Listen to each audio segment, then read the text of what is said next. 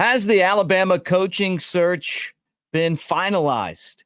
Does Alabama have Nick Saban's replacement? Well, a lot of smoke coming out of Washington right now that it's highly successful coach Kalen DeBoer to replace Nick Saban. We're going to talk about that and more. Welcome to the Bama Tailgate YouTube channel. Like and subscribe. Give us a thumbs up. That's a great way of saying roll tide. Let's get the conversation started.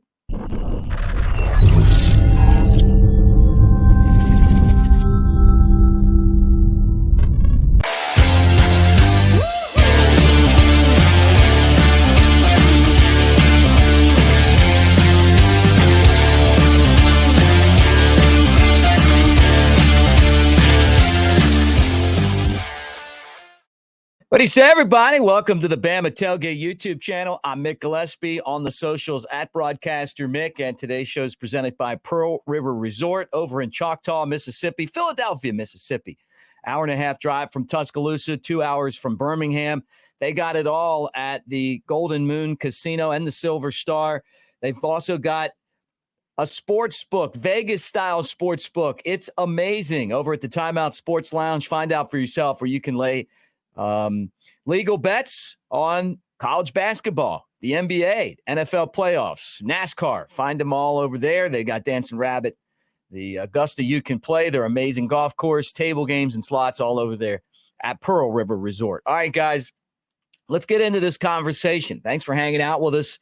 It's been a hard week. I mean, look, no one anticipated Coach Saban would really hang it up. I thought that after the way that things turned out in the college football playoff, that Coach Saban would want to come back for one more ride. But in interviews since, he said that he felt tired. He mentioned that after the Auburn game in the press conference that week, that he felt tired. But he said, we got to get up and do it again. And he talked about the work that it took to get to that point. So now Alabama turns the page. And the first name that we heard was Dan Lanning. He was going to come from Oregon and be Alabama's football coach. Some reporters had him in Tuscaloosa on a plane. They were wrong. He said that he was watching Bourne Identity, a movie, which you never want to be the person that jumps to a conclusion. You want to try to figure out if you're right or not. So that's what I'm saying right now when I tell you that my information is Kalen DeBoer is going to be Alabama's next football coach. And I'm going to tell you why I think, if that's true, that it's a great hire. Well, first off, the guy got his team, Washington, to the college football national championship game. And he was obviously outmanned, but they won the last ever Pac-12 championship. But that's something that he's done at every single level. The guys won. As a matter of fact, Alabama, according to a lot of the national people and even some local people, wanted to hire Dan Lanning. Well, he beat Oregon twice this year, including in the championship game, and really spanked him the second time around as a big underdog. I think there's a lot of questions as to how he would be able to recruit the South, being someone that's not from the South. And I think the answer to that question is he'd be able to do it fine. I mean, look at his star player, Michael Penix, is from Tampa. He has had success everywhere he's gone, recruiting and coaching. And, you know, when you're looking at where Alabama is right now as a program, there's only one guy that you could hire that would come in and you're guaranteed to have success. And that really wouldn't change a whole lot. And that's Kirby Smart. But when I say Kirby Smart, I say athletic director Mick Gillispie is telling his agent, Jimmy Sexton, you tell him how much money does he want and we'll pay it. 16 million, 17 million, 20 million. Hey, we got to pay more for concessions.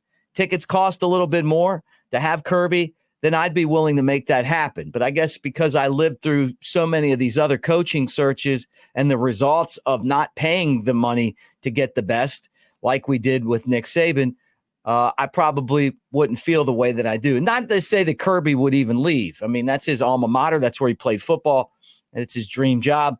But dream jobs are great until somebody else offers you double the money that you have. At least that's the laws of economics, right? The $1 Million Man used to say everyone has their price. But maybe he doesn't. I don't know. And it doesn't sound like that's even a consideration for Alabama. So then you get Dan Lanning, and he turned it down. And then we had a list of candidates that included Lane Kiffin. Well, look, Lane Kiffin's not coming to Tuscaloosa. There's a graveyard right next to the football stadium when you drive up, right? I think that's, is that University Boulevard? Anyway, one side's the stadium, then the other side is the graveyard. He's got more skeletons in Tuscaloosa than that graveyard. Did it to himself. Is he a great coach? Yeah. Would he win? Yeah. But as Alabama's football coaches, Mike Price found out, you can't have a bunch of Joey Freshwaters hanging out in your peripheral, even if it happened in the past and then that's not you anymore. Bottom line is the legacy that he forged in Tuscaloosa is going to keep him from getting the job, whether you like it or not. So that's, you can take him out. Would you want to hire Mike Norvell, the Florida State coach? He's been in the conversation, got his team to a 13-0 record, and Alabama somehow got into the college football playoff ahead of them. Well, the somehow is that they played a much tougher schedule. But the way that all of his players transferred out after the season, the NCAA NIL deal that's going on, he can recruit the South. He is a great coach, but there's some question marks there. Not to say that I wouldn't think he's a good hire. Does he even want to come from Florida State to Alabama? I certainly would. And then you start getting into assistants, assistant coaches. And when you get to assistant coaches that haven't been a head coach and don't have a proven track record, you wonder, how are they going to transition from an assistant to a head coach? Then that's a question mark. Who's the last assistant coach we had? Mike Shula, Mike DuBose, and we know how that turned out, right? The model that you look at is the model of success that we've had in Tuscaloosa. Yeah, Nick Saban coached Kent State, coached Michigan State, coached LSU, Miami Dolphins. We get him. He's ready to go. Bear Bryant coached Maryland, coached Kentucky, coached Texas A&M, comes to Alabama, ready to go. Gene Stallings, NFL coach, college assistant coach for a long time. We get him. He's ready to go. So you take a risk with assistants, not to say that an assistant coach couldn't come in. If it was Kirby Smart and it was someone that had been around for a long time, you would have a lot of confidence. We don't have that right now. They're going to hire their third defensive coordinator in 3 years, and Tommy Rees is 31 years old. I don't think he's ready for this yet. Maybe you look at some other schools, assistant coaches, but Schumann of Georgia. But what do we know about him? I mean, we know he's a good coach. He's been in town, but it's still a question mark. What I'm going to tell you is you're going to be surprised at the success that DeBoer has had as a head coach. And when you can't compare what he did to what Brian Harsin did. It's just it's a different deal. They're different people. I know you worry about it. You say, well, I'm worried, I want this guy to come in and recruit, and I don't want him to be overwhelmed by the way things are in the South. Coaching is a people game. And you're going to have to go talk to moms and dads and grandmothers and players and coaches and all of that stuff. And it's obvious to me that he's done a great job of that because he's had talent. Look at the success that he's had, 104-11. That's his overall record. I mean, think about that. I mean, you're talking about a pedigree that is unbelievable. 72-1, winning games at home. 85-9 in the regular season, 19-2 in the postseason. Look at the way that they attacked Texas and won that football game. They've beaten Texas twice, back-to-back seasons at Washington in bowl games. So he's definitely someone that you have to take seriously. Here's some of his resume. It includes offensive coordinator from 2014 to 2016. He was at Fresno State in 2020 as the head coach. The team was 4-8. The year before, he comes in and they win 8. They had a winning record that season that he came in and took over. And since moving to Washington, he's 25-2 and 14-0 at home.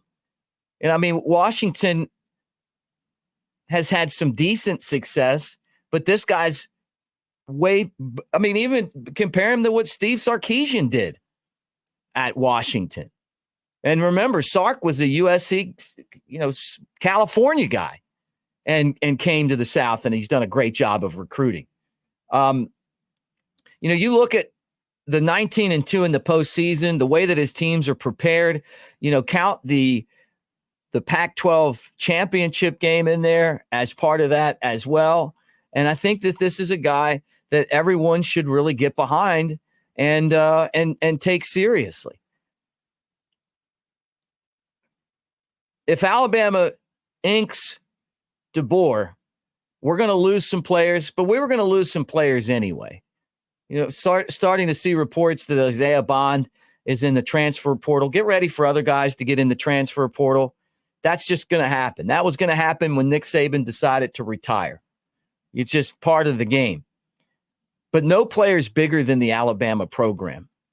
Would it suck to lose some of these guys? Yeah. Would it suck to have a roster that doesn't include some of the players that we love, like Bond, who made the incredible catch against Auburn? Sure, it would.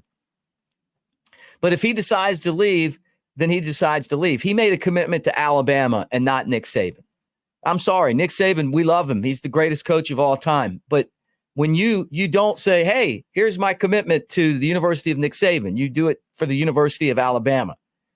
And what's hard to believe for some people, because I know that maybe, a lot of you guys haven't been Alabama fans for, more than the Nick Saban era, is that there was Alabama football before Nick Saban. And there's going to be Alabama football after Nick Saban. Are we always going to remember Coach and love him? Yeah. But he's not bigger than the program. And football in Tuscaloosa, the community, everything that's involved in that is an experience that they're going to lose out on if they decide to leave. Nick Saban's going to be around. He'll help Coach DeBoer transition into the job. But guys, this is a great hire. And if he doesn't get the job done, then guess what? They'll fire him and get someone else. But when you go out there and see the available coaches for this job, this guy came in second last year. Second. This is a great hire. I mean, there's not many schools that could go in and get the guy that came in second in the college football playoff to come to their school. So be happy today. This just shows you the strength of the Alabama football program, that you could go out and potentially take away a coach that had his team in position to be the national champions. That just doesn't happen. But it happens because of what Nick Saban has left behind, the legacy of the University of Alabama that goes all the way back to Wallace Wade and Frank Thomas. Games against, honestly, Washington in the Rose Bowl back in the 20s. The Bear, Gene Stallings, and now Nick Saban. And hopefully Coach DeBoer comes in and continues the legacy of success at Alabama. I wouldn't be comfortable with a coach that doesn't have a proven track record of winning on the field to try to tangle with Auburn, to deal with NIL. You thought dirty recruiting was bad before? Hey, just wait until you got to ride out, 28 more days of the transfer portal with this roster. But a coach as hungry as Coach DeBoer, he's going to know how to handle this and deal with this. He'll have Nick Saban right by his side. So if this is the hire, and I believe it is, then be very excited about the direction of Alabama football. When it becomes official, we'll be on the Bama Tailgate YouTube channel live to talk about it. Kalen DeBoer, maybe the future of Alabama football. Thanks for hanging out, guys. Again, brought to you by Pearl River Resort, and Roll Tide. We'll talk to you again, hopefully very soon.